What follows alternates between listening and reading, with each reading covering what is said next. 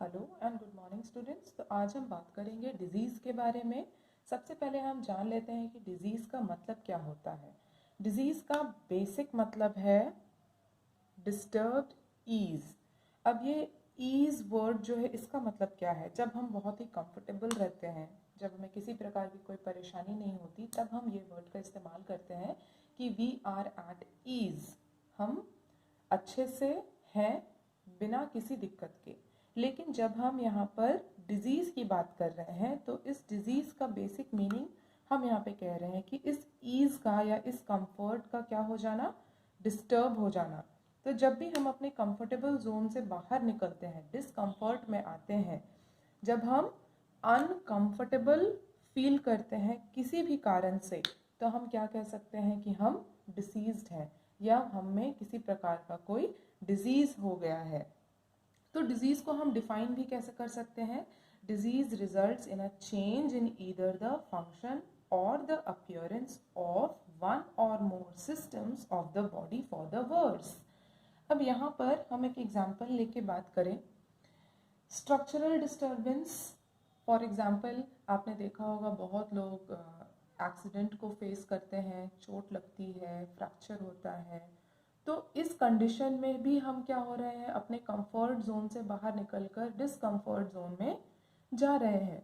तो किसी भी परिस्थिति में, चाहे वो फिजिकल स्टेट हो, चाहे वो मेंटल स्टेट हो, चाहे वो सोशियोलॉजिकल एनवायरनमेंट हो हमारा, अगर किसी भी रीज़न से या किसी भी फैक्टर के वजह से अगर हमारा कंफर्ट डिस्टर्ब हो, तो हम क्या कहेंगे कि वो भी डिजीज़ ही कहलाएगा। ये सारे डिस्कम्फर्ट जो क्रिएट हुए हैं किसी भी फैक्टर से, ये सारे फॉल करेंगे किस कैटेगरी में, डिजीज़ के कैटेगरी में फॉल करेंगे। डिजीज़ बहुत सारे हो सकते हैं। बेसिक एग्जाम्पल अगर हम डिजीज़ की बात करें, या हम एग्जाम्पल के रूप में ले सकते हैं fever, headache, depression, accident, vomiting. ये सारे के सारे जो एग्जाम्पल मैंने अभी दिए, ये सारे क्या कॉज करते हैं, डिस्कम्फर्ट, अनकम्फर्टेबलनेस क्रिएट करते हैं। तो इनको हम क्या कह सकते हैं, they can be said to have disease. अब क्योंकि हम डिजीज़ की बात कर रहे हैं, डिस्कम्फर्ट, अनकम्फर्टेबलनेस सिचुएशन की जब हम बात करते हैं, तो हम कैसे बोलेंगे किसी को देखते हुए कि वो किसी न किसी प्रकार के डिजीज़ से सफ़र कर रहा है। हम सबसे पहले क्या आइडेंटिफाई करने की कोशिश करते हैं, हम सिम्टम्स आइडेंटिफाई करने की कोशिश करते हैं। उसके बाद आप ध्यान दोगे, कभी आपको सिम्टम्स आया कि आपको फीवर है, हेडेक है, बॉडी में पेन है, तो आप क्या करते हैं, आपको डिस्कम्फर्ट हो रहा है, इन सिम्टम्स को देखते हुए आप चले जाएंगे डॉक्टर के पास। तो डॉक्टर को आप क्या बताएंगे, ये सारे सिम्टम्स आप फेस कर रहे हैं, ये आप उनको बताएंगे। तो डॉक्टर क्या करेगा, वो पॉसिबल साइंस ढूंढने की कोशिश करेगा जो कि बताएगा या इंडिकेट करेगा या ऑथेंटिकेट करेगा कि इन साइंस के बेसिस पर एक पर्टिकुलर इंडिविजुअल को ये पर्टिकुलर डिजीज़ है। तो बेसिकली यहाँ पर मेरे बोलने का मतलब ये है कि डिजीज़ में जब हम साइंस को खोजते हैं या डिजीज़ में जब हम सिम्टम्स को ढूंढते हैं, तो ये दोनों एक ही नहीं है, ये दोनों साइनोनिम्स नहीं है, लेकिन इन दोनों का अपना अपना एक मीनिंग है। तो सिम्टम्स बेसिकली क्या है, symptoms of disease are the things we feel as being wrong. जब हमें तबीयत ठीक नहीं लगने वाली फीलिंग आती है, लगता है कि हमारे बॉडी में फंक्शनिंग नॉर्मल नहीं हो रही है, आज हम फ्रेश फील नहीं कर रहे हैं, आज हमारी तबीयत खराब जैसी फीलिंग आ रही है, तो ये किस वजह से फीलिंग होती है, सिम्टम्स ये हमें इंडिकेट करता है कि आपके बॉडी में कुछ ना कुछ कहीं ना कहीं गलत हो रहा है। तो हम क्या बोल सकते हैं, सिम्टम्स इंडिकेट, ये एक इंडिकेटर का काम करता है, ये बताता है कि शायद आप में कोई ना कोई डिजीज है। ये कभी नहीं कहेगा कि आप में ये पर्टिकुलर डिजीज है, पर ये बताता है कि देयर माइट बी और might not be a disease. Disease हो भी सकता है, नहीं भी हो सकता है। क्यों, क्योंकि जैसे मैंने शुरुआत में एग्जांपल्स दिया फीवर, हेडेक, बॉडी एक का, कभी कभी क्या होता है कि हम बहुत ज़्यादा फिजिकल एक्टिविटी करने के वजह से बहुत ज़्यादा लेथार्जिक फील करते हैं, एनर्जी लेस फील करते हैं, हेडेक होने लगता है अगर हम ज़्यादा देर धूप में खड़े रहे, अगर हम मील स्किप करते हैं तो हमारा पेट में पेन आना शुरू होता है, हेडेक होना शुरू होता है। तो बेसिकली हर एक सिम्टम जो हम अपने फिजिक या बॉडी के साथ देखें वो ज़रूरी नहीं है कि किसी ना किसी पर्टिकुलर डिजीज़ से ही जुड़ा हो, लेकिन ये किसी ना किसी अदर फैक्टर के वजह से भी हो सकता है। तो सिम्टम्स हमें ये नहीं बताता कि आपको ये पर्टिकुलर डिजीज़ है, पर ये बताता है कि शायद आपको ये परेशानी हो सकती है इस सिम्टम के वजह से।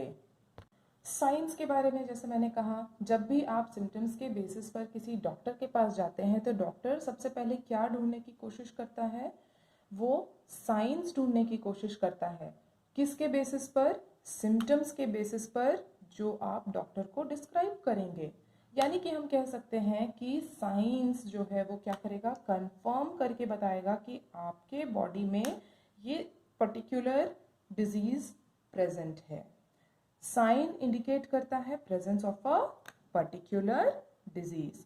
तो यहाँ तक मुझे लगता है कि आपको समझ में आ गया होगा कि डिजीज को पहचानने के लिए साइन क्यों डॉक्टर ढूंढते हैं, और जो सिम्टम्स हम बताते हैं वो ही बेसिस का काम करता है आइडेंटिफाई करने के लिए कि हमारे बॉडी में कौन सा पर्टिकुलर डिजीज है या नहीं है।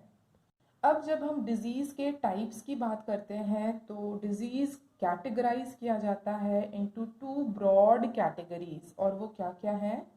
तो जो सबसे पहला कैटेगरी है वो है इन्फेक्शियस डिजीज।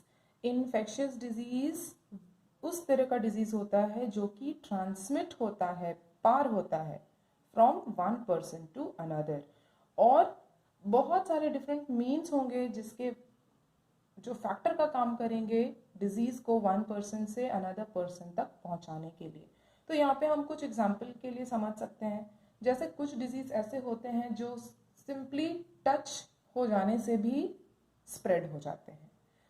जब हम कोई बीमार व्यक्ति है और अगर उसे कम्युनिकेबल डिजीज है, इन्फेक्शियस डिजीज है, तो उसने जिस सामान को छुआ है, अगर हेल्दी पर्सन उस सामान को छू ले तो भी वो बीमारी उस पर्सन तक जा सकती है। जैसे अगर हम एक ही बर्तन का इस्तेमाल कर रहे हैं या गलती से उस बीमार व्यक्ति का टॉवल हमने यूज़ कर लिया, तो और भी कई कारण हो सकते हैं जिसके वजह से एक पर्टिकुलर डिजीज़ एक इंसान से दूसरे इंसान तक ट्रांसमिट हो सकते हैं। फिर यहाँ पर हम एग्जांपल लेते हैं सेक्सुअल कांटेक्ट, जैसे एड्स बहुत बड़ी बीमारी है, ये भी इन्फेक्शियस डिजीज़ है जो एक पर्सन से दूसरे पर्सन तक ट्रांसमिट हो सकती है। फिर बहुत सारे ऐसे इन्फेक्शियस डिजीज़ है जो हवा से, पानी से भी ट्रांसफ़र हो सकते हैं from one person to another. For example, अगर किसी को वायरल हुआ है, वायरल फ्लू हुआ है, तो अगर हम उस पर्टिकुलर एनवायरनमेंट में प्रेजेंट है जहाँ पे वो बीमार व्यक्ति है, सपोज उसने छींका, तो छींक के साथ जो सलाइवा के छोटे छोटे ड्रॉपलेट्स एयर में रिलीज हुए, अब वो तो काफ़ी देर तक उस पर्टिकुलर एनवायरनमेंट रहेंगे, और उस एनवायरनमेंट के आसपास अगर कोई हेल्दी व्यक्ति है तो वो जर्म्स क्या हो सकता है, हवा के माध्यम से उस पर्टिकुलर हेल्दी पर्सन को भी इन्फेक्ट कर सकता है। तो इन सारे एग्जाम्पल्स के थ्रू हम समझ सकते हैं कि इन्फेक्शियस डिजीज या क्या हो सकता है। जैसा कि मैंने कहा, इन्फेक्शियस डिजीज को हम कम्युनिकेबल डिजीज भी कहते हैं। अब बात करते हैं second type, that is non infectious disease, जिसको हम नॉन कम्युनिकेबल डिजीज भी कह सकते हैं। तो नाम से ही समझ में आ रहा है, this is the antagonist of infectious disease, मतलब उसका उल्टा। Disease which do not get transmitted from one person to another, एक इंसान से दूसरे हेल्दी पर्सन में जो डिजीज ट्रांसमिट ना हो, उस तरह के डिजीज को हम नॉन इन्फेक्शियस डिजीज कहते हैं। अब नॉन इन्फेक्शियस डिजीज का नेचर क्या हो सकता है? ये बाय बर्थ हो सकता है, दैट इज ये जेनेटिक नेचर का हो सकता है, पेरेंट्स से बच्चों में इनहेरिट हो सकता है। तो बहुत सारी ऐसी बीमारियां हैं, जैसे थैलेसीमिया हो गया, और भी बहुत सारे एग्जाम्पल्स हैं।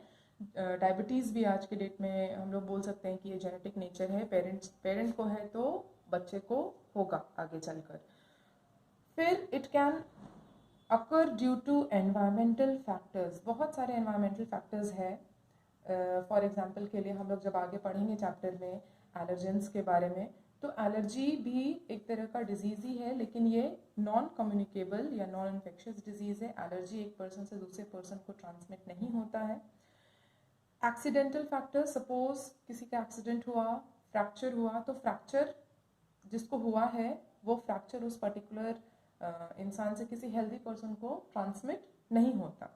तो ये भी एक तरह से हम बोल रहे हैं क्योंकि इंसान डिस्कम्फर्ट में जा रहा है तो फिर वो डिजीज्ड है, जैसा कि हमने पहले डिस्कस किया। तो ये भी एक नॉन इन्फेक्शियस डिजीज हुआ। माल न्यूट्रिशन क्या होता है?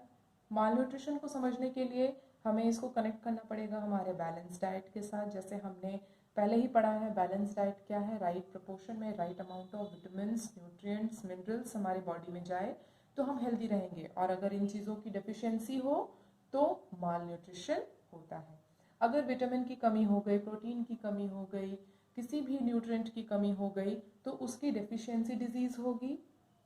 जैसे अगर विटामिन डी की कमी हो गई तो बोन से रिलेटेड इश्यूज होगा, रिकेट्स होगा, डिफॉर्मेशन ऑफ बोन्स होगा। उसी तरह से अगर विटामिन ए की कमी हुई तो आईसाइट कमज़ोर होगा। तो ये सारे के सारे किसके अंडर फॉल कर रहे हैं? हमारे माल न्यूट्रिशन।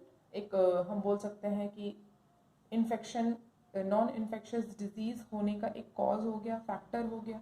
फिर और भी बहुत सारे एग्जाम्पल हैं, जैसे आस्थमा, कैंसर, ये भी डिजीज़ है, ये भी बीमारियां हैं, लेकिन ये एक पर्सन से हेल्दी पर्सन में ट्रांसमिट नहीं होती। तो आई होप कि इन्फेक्शियस डिजीज़ और नॉन इन्फेक्शियस डिजीज़ क्या है ये समझ में आया होगा, और दोनों के बीच का डिफरेंस भी अच्छे से समझ में आ गया होगा।